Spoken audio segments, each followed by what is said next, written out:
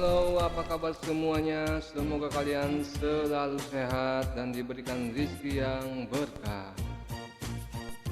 Oke, di video kali ini saya akan mereview sebuah film bergenre drama action yang berjudul King Kong alias Kingsman. Ya, film ini menceritakan tentang agen rahasia yang harus menghentikan rencana jahat seorang pengusaha bernama Valentine. Valentine ingin memusnahkan sebagian populasi manusia karena dia menganggap manusia adalah penyebab rusaknya bumi, dan jika tidak dimusnahkan, maka yang terjadi adalah manusia memusnahkan bumi atau bumi memusnahkan manusia, dan hasil akhirnya tetap sama, yaitu manusia akan punah. Dengan menggunakan SIM card, Valentine berencana akan memusnahkan sebagian populasi manusia. Berhasilkah Kingsman menggagalkan rencana Valentine ini? Tentu saja berhasil, namanya juga di film Kayak. Oke, bagaimana kisah selengkapnya? Silahkan disiram. Oke, diawali dengan adegan sekelompok orang yang sedang menginterogasi seorang Sandra, yang sialnya ternyata di tubuh si Sandra tersebut terdapat sebuah granit. Saat Sandra akan meledakkan diri dengan granat tersebut, salah seorang dari 4 orang itu melompat dan merangkul Sandra tersebut, sehingga efek dari ledakan granat tersebut dapat diminimalisir. Dan sebagai ganti untuk menyelamatkan ketiga temannya ini, orang tersebut ikut mati bersama si Sandra. Ternyata orang-orang ini adalah agen rahasia yang bernama King Kong alias Kingsman. Untuk menghormati agen yang mati tersebut, salah seorang dari mereka mendatangi keluarganya untuk mengabarkan berita kematian serta memberikan sebuah piagam penghargaan berupa kalung yang di dalamnya terdapat nomor telepon yang bisa dihubungi kapanpun jikalau orang tersebut memerlukan bantuan. Tentunya dengan sebuah keyword. Oxfords, not brogues. And then I'll know it's you. Semula isi korban menolak, namun orang tersebut memberikan kalung itu pada anaknya. What's your name, young man? Axel. You take care of this, Eggsy. All right. Scene berganti 17 tahun setelahnya. Di sebuah pegunungan di wilayah terpencil Argentina, ada sekelompok orang yang merupakan tentara bayaran menculik seorang profesor bernama Kasim. Salah seorang agen Kingsman yang bernama Juki ditugaskan menyelamatkan profesor tersebut.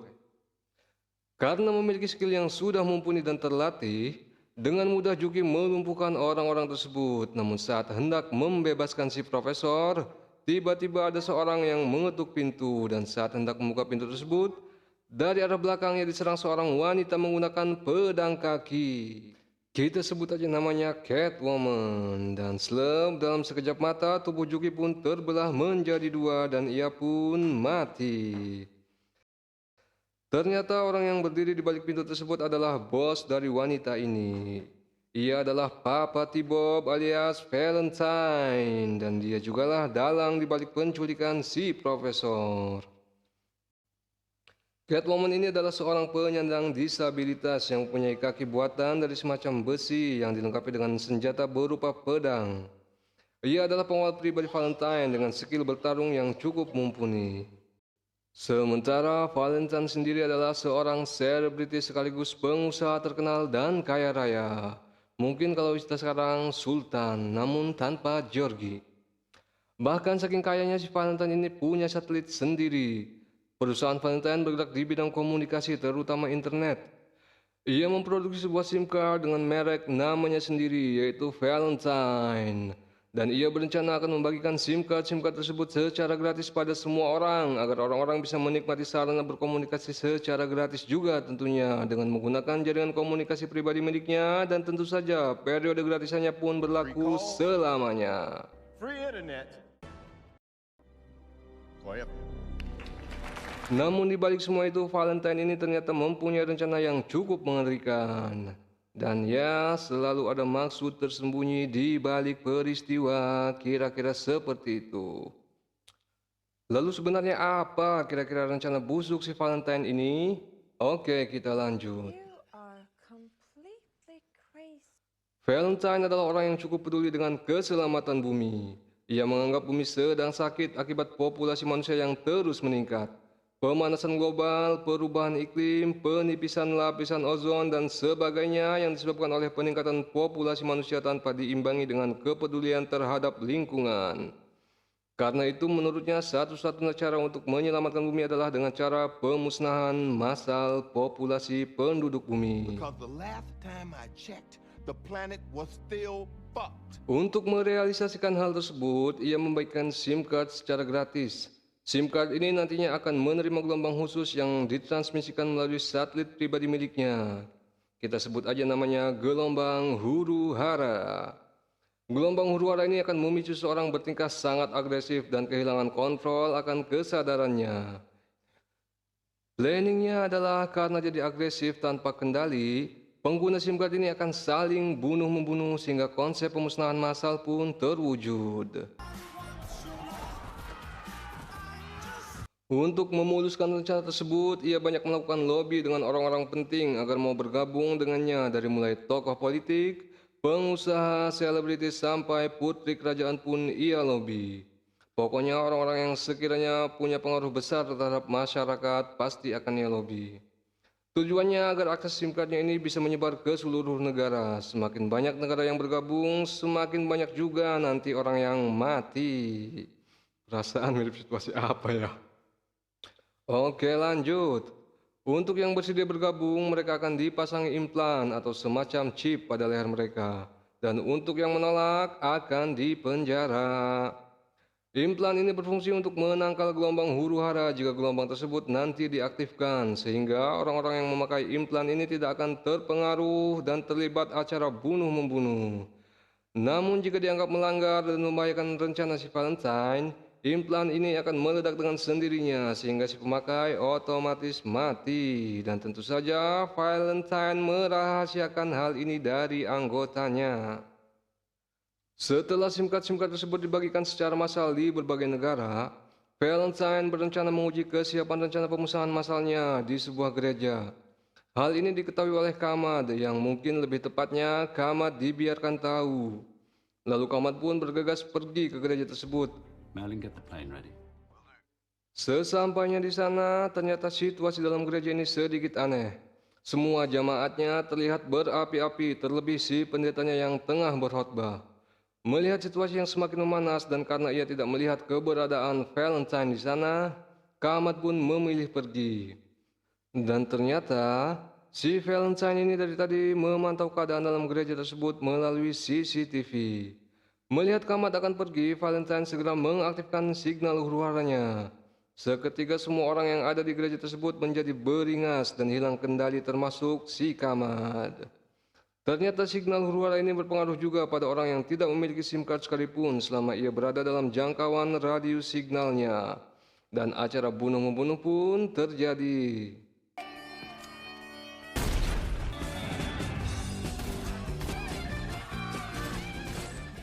Setelah baku hantam yang cukup lama, tersisalah Kamad seorang yang masih hidup.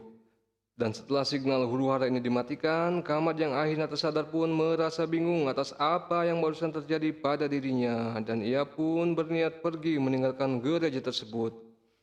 Namun di luar ternyata Valentine dan anak buahnya sudah menunggu, dan tanpa berlama-lama ia menembak Kamad, dan akhirnya Kamad pun mati.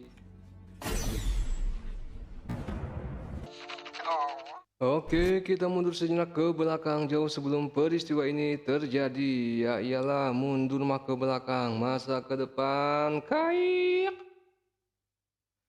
Setelah kematian Juki, di sebuah toko yang merupakan markas Kingsman, mungkin mirip Hotel Continental kalau di film John Wick, mereka mengadakan rapat untuk menghormati sekaligus mencari calon pengganti Juki.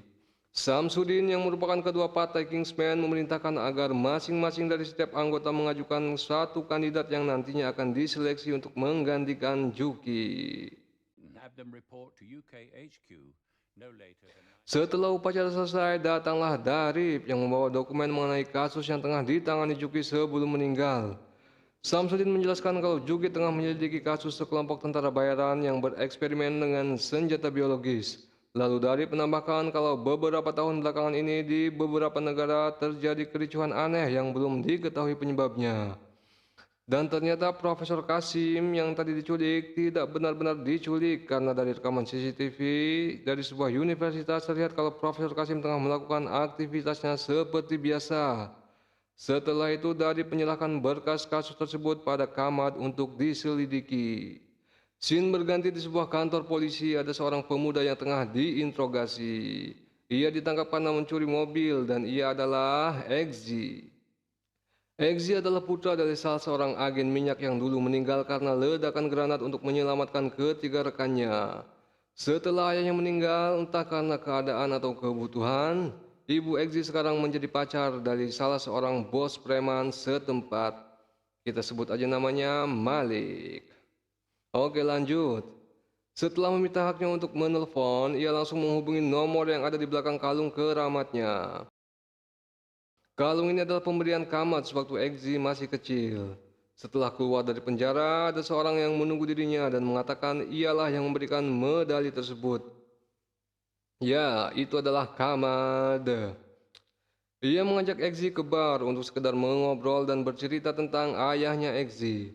If it weren't for his courage, my mistake would have cost the lives of every man. Di tengah percakapan tersebut, datanglah anak buah bos Malik yang kemarin mobilnya dicuri oleh Eggsy.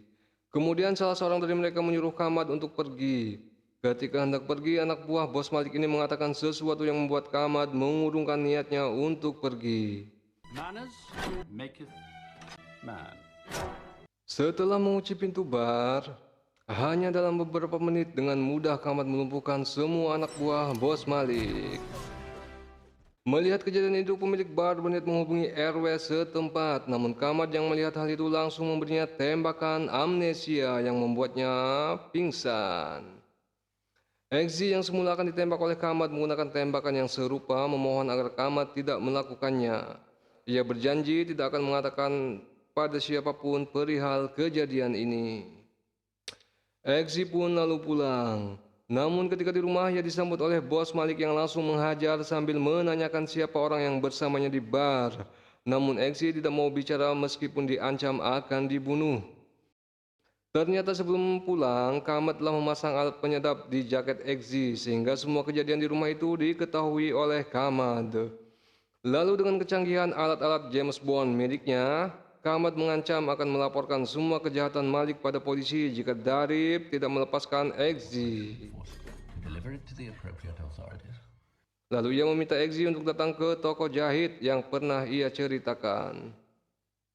Singkat cerita, ketika sampai di toko melihat bakat dan kesetiaan Eggsy, Kamad pun menawarkan Eggsy untuk bergabung menjadi Kingsman. Eggsy pun menerimanya, lalu ia dibawa ke markas pusat Kingsman untuk mengikuti seleksi bersama kandidat lain yang kelak akan menggantikan posisi Juki. Di sini terlihat kalau ada beberapa orang yang merupakan kandidat yang direkomendasikan oleh masing-masing anggota Kingsman.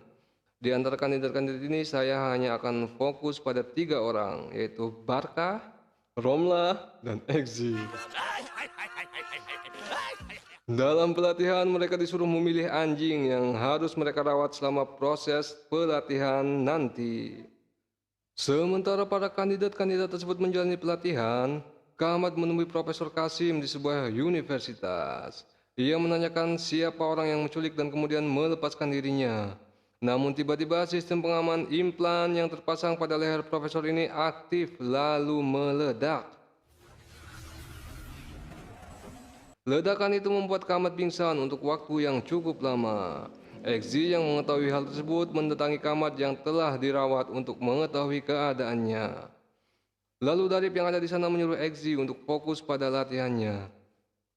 Dan setelah sadar, Kamad meminta Eggsy untuk datang menemuinya. Dan tak berselang lama kemudian, datanglah Darip yang akan menjelaskan kejadian di universitas yang menyebabkan dirinya pingsan. Setelah menganalisa rekaman Kamad, diketahui kalau implan yang dipasang pada profesor tersebut terhubung pada perusahaan Valentine. Lalu Kamad meminta Darip agar mengatur jadwal pertemuan antara dirinya dan I Valentine. suggest you make my alias somebody worth kidnapping. Setelah jadwal pertemuan diatur, Kamad menemui Valentine dalam acara jamuan makan malam.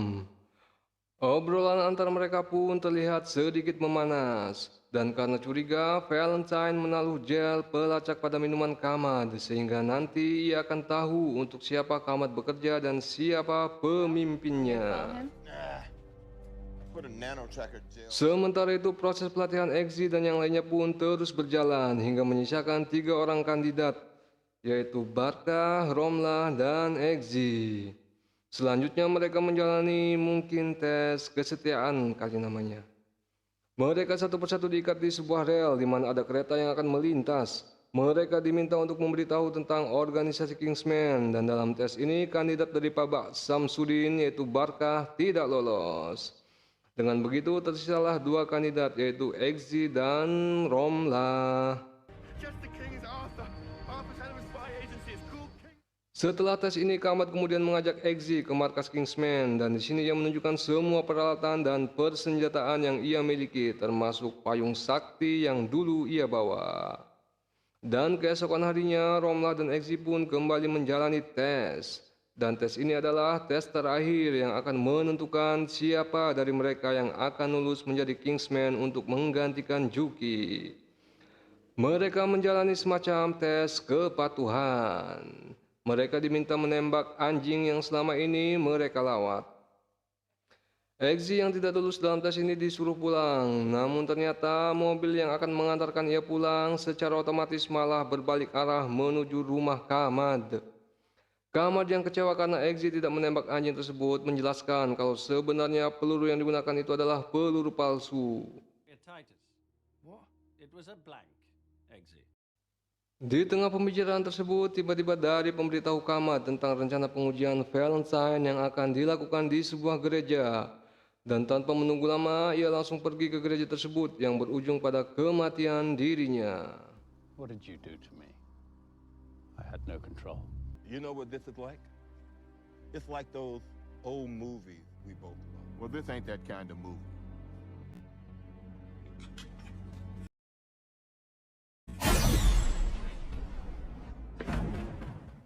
Setelah kematian Kamad, Eggsy pergi ke markas Kingsman untuk menemui Samsudin. Kemudian Samsudin mengajaknya minum bandrek untuk menghormati kematian Kamad. Namun di sini ia melihat ada yang aneh pada leher Samsudin. Ia menduga kalau Samsudin telah memasang implan pada lehernya yang artinya ia telah bergabung bersama Valentine dan mengkhianati Kingsman. Dengan berpura-pura menanyakan foto para pendahulu Kingsman, ia menukar gelas yang ada di depan Samsudin sebelum ia minum. Setelah meminum bandrek, akhirnya kecurigaan Eggsy pun terbukti. Samsudin menunjukkan pena yang sebelumnya pernah ditunjukkan Kamad pada Eggsy.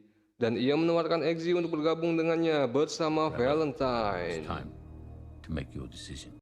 Karena Eggsy menolak bergabung, Samsudin pun menekan tombol yang ada pada pena tersebut.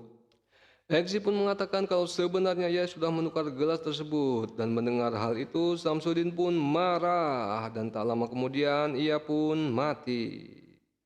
Eggsy lalu mengambil implan yang ada pada leher Samsudin dan ia melihat ada pesan dari Valentine pada ponsel Samsudin yang menyuruhnya untuk sembunyi ke tempat yang aman atau pergi ke markasnya Valentine saat acara bunuh-membunuh berlangsung nanti. Setelah itu ia menunjukkan ponsel dan implan tadi ke Darip dan Romlah. Darip yang kaget dan tidak menyangka Samsudin berkhianat mengajak Eggsy dan Romlah menuju pesawat. Di dalam pesawat mereka menyusun rencana untuk menghentikan Valentine. Rencananya adalah mereka akan menghancurkan salah satu satelit Valentine untuk mengulur waktu agar mereka bisa meretas sistem kendali mesin Valentine. Dan Romlah lah yang diberi tugas untuk menghancurkan salah satu satelit tersebut. Dengan menggunakan balon udara, ia akan mendekati satelit Valentine dan setelah memperoleh jarak yang cukup, ia akan menembaknya dengan misil yang ia bawa. Sementara itu, Eggsy dengan berbekal undangan yang ada pada ponsel almarhum Samsudin, ia ditugaskan untuk menyusup ke markas Valentine dengan menyamar menjadi Samsudin. Setelah sampai di markas Valentine, Darip menyuruh Eggsy mencari laptop untuk menghubungkan dirinya dengan jaringan yang ada di markas Valentine. Dan setelah menemukan target, Eggsy langsung menghubungkannya dengan Darip. Setelah terhubung, Darip memerintahkan Eggsy agar segera kembali ke pesawat. Namun sayang ketika hendak pergi, ia ketahuan. Dan ternyata Barkah yang dulu gagal mengikuti seleksi untuk menjadi Kingsman juga ada di sana. Valentine yang mengetahui kalau ada Kingsman yang menyusup tidak mau mengambil resiko. Ia kemudian mempercepat proses pengaktifan gelombang huru-hara.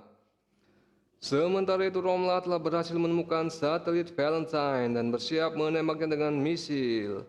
Namun sayang lagi, Ketika akan menembak, salah satu balon udaranya pecah dan hal ini membuat keseimbangan rumah terganggu dan ia harus mengunci kembali satelit tersebut sebelum menembak. Dan setelah terkunci, ia pun langsung menembak satelit tersebut. Di markas Valentine dengan bantuan cincin sakti, Eggsy yang tengah disandra berhasil membebaskan diri. Ia lalu bergegas lari menuju pesawat.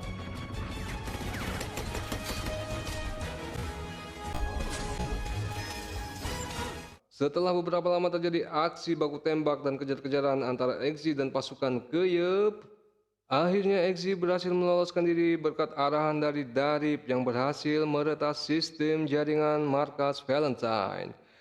Setelah kembali ke dalam pesawat, Darip malah menyuruh Eggsy untuk masuk lagi ke dalam markas Valentine. His machine. He's got biometric security. Ternyata pada alat kendali si Valentine ini ada sistem pengaman biometrik yang tidak bisa diretas oleh Mang Darip. Dan untuk memastikan alat itu tidak bisa digunakan, maka Eggsy harus menjauhkan tangan Valentine dari alat itu.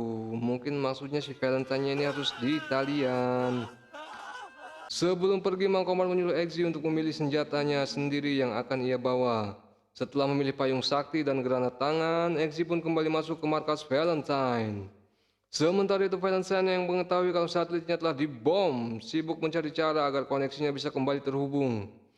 Ia pun menghubungi temannya yang kebetulan mempunyai satelit yang jaraknya tidak begitu jauh dengan satelit miliknya yang sudah dibom agar koneksinya bisa kembali terhubung.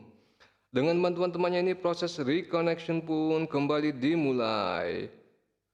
Hal ini diketahui oleh Darip yang kemudian memberitahu Eggsy agar cepat bergerak. Eggsy yang sudah masuk ke dalam markas Valentine pun sekali lagi harus terlibat baku tembak dengan pasukan Keyup sampai payung sakti yang ia bawa pun akhirnya rusak pada bolong akibat ditembaki anak buah Valentine. Karena semakin terdesak, ia melemparkan granat yang disambut dengan sukacita oleh pasukan Keyup ini. Karena jumlah pasukan Keyup ini terlalu banyak, Eggsy akhirnya terpojok dan pesawat Mang Darip pun sudah dikepung. Dalam keadaan terkepung seperti ini, Eggsy teringat akan implan yang dia ambil dari Samsudin dan sudah diteliti oleh Darip. Kemudian Eggsy menyuruh Darip mengaktifkan sistem pengaman dalam implan tersebut dan hasilnya Yes, please. satu persatu kepala pasukan Keyup ini pun meledak, termasuk kepala semua anggota yang memakai implan tersebut. Namun tanpa diduga, Valentine dan pengawal pribadinya tidak memasang implan tersebut. Dan setelah koneksi terhubung kembali, ia mengaktifkan gelombang huru-hara melalui mesin saktinya.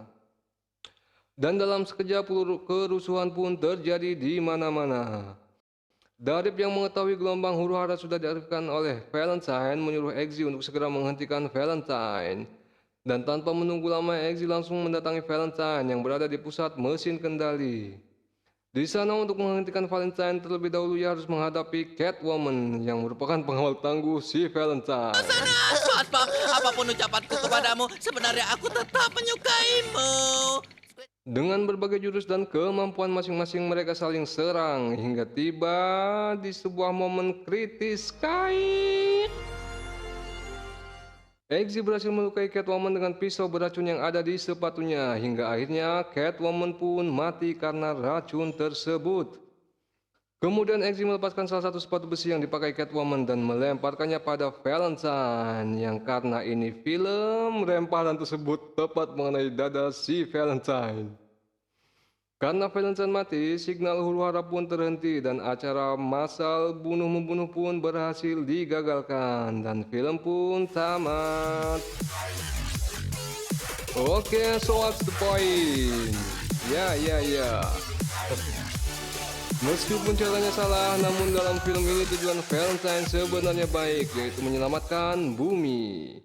Suka atau tidak suka, film ini setidaknya menggambarkan kondisi real yang tengah dialami oleh bumi kita. Pemanasan global karena panas dari sinar matahari yang harusnya dipantulkan atmosfer bumi, tapi malah justru terperangkap akibat terlalu banyak emisi gas yang dihasilkan dari kegiatan-kegiatan industri yang dalam jangka panjang akan berpengaruh pada perubahan iklim. Dan bukan tidak mungkin kalau hal ini terus berlanjut, apa yang digambarkan dalam film The Day After Tomorrow akan benar-benar terjadi. Dan kembali lagi pilihan ada pada kita, terus menjalani aktivitas tanpa peduli pada kerusakan lingkungan atau sedikit demi sedikit berubah pola hidup yang walaupun kecil akan memberikan dampak yang baik untuk kesehatan lingkungan. Dan akhirnya seperti biasa, apapun itu semoga tayangan dalam video ini dapat menghibur kalian semua dan dapat membuat kalian sejenak melupakan tagihan dan angsuran-angsuran yang harus kalian bayar. Terima kasih dan sampai jumpa di lain episode.